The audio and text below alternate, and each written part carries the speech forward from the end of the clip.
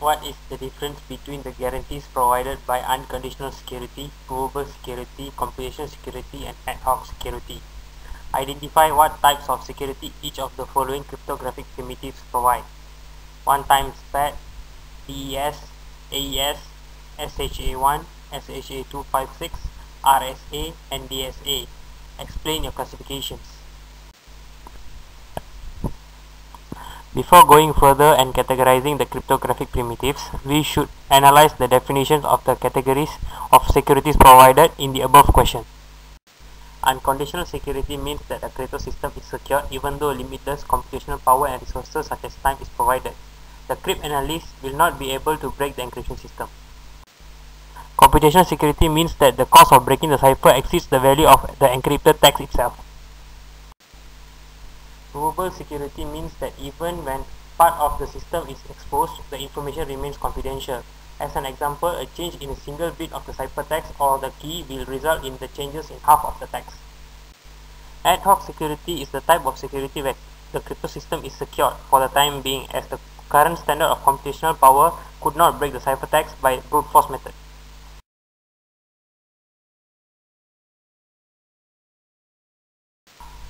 The one-time paths are, without doubt, is crypto system which provides unconditional security.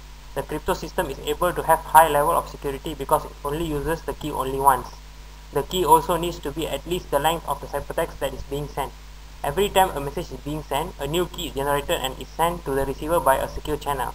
This makes the ciphertext almost impossible to decipher. Even though the computational power of computers keep on increasing, the key and ciphertext being encoded with the same increasing number of bits, also deciphering the ciphertext without the key remains impossible. DES provides an ad hoc security as it can only provide security for a certain period of time. It was able to provide security only from 1977 to the late 1990s, when in 1999 it can be broken in just 22 hours using a combination of large network computers and dedicated softwares. Although it was deemed secure in the past, its 64-bit length in text and 56 length key can be broken easily using the computational power available today. DES also provides provable security, as a minor change in the key or ciphertext will lead almost half of the plaintext information being lost. This made possible as it uses combination of XOR and subkey swapping functions in its decryption and encryption process. This made DES to possess a unique level of avalanche effect. AES provides computational security. The current resources available are not enough to break the AES crypto system, which uses 128 bits for block size and provides an option of 128, 192 or 256 bits length for its key, in which case the key is either the same or longer than the block size itself. This makes it currently not possible to break it even within a reasonable period of time.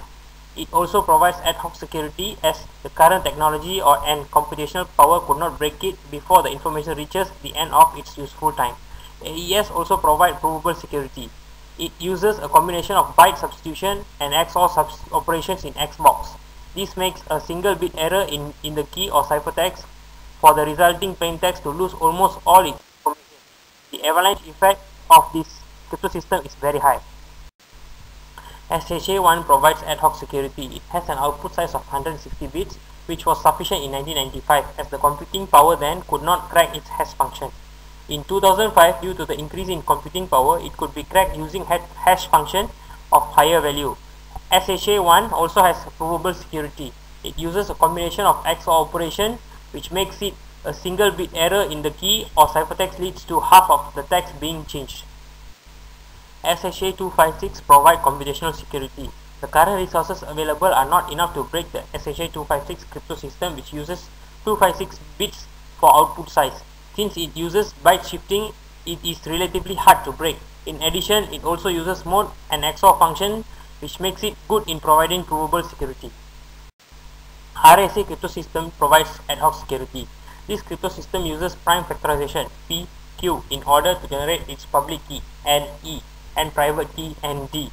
So if the value of P and Q is large enough, then the value of N could not be computed. But the value of P and Q should be instantly increased with the computational power. If not, the value of N could be found. This will lead to the value of N being found and the private key to be generated. This crypto system also provides provable security.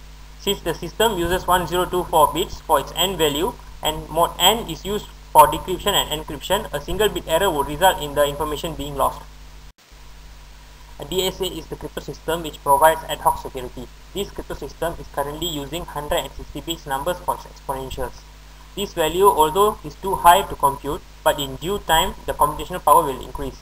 This will make the system vulnerable as it does not have any other features to be competitive if its algorithm is being broken by a general attack. There is also another possibility that this crypto system might be broken through a discrete logarithm attack, either by applying an index algorithm or by applying a generic method which applies for all cyclic groups, or the combination of both.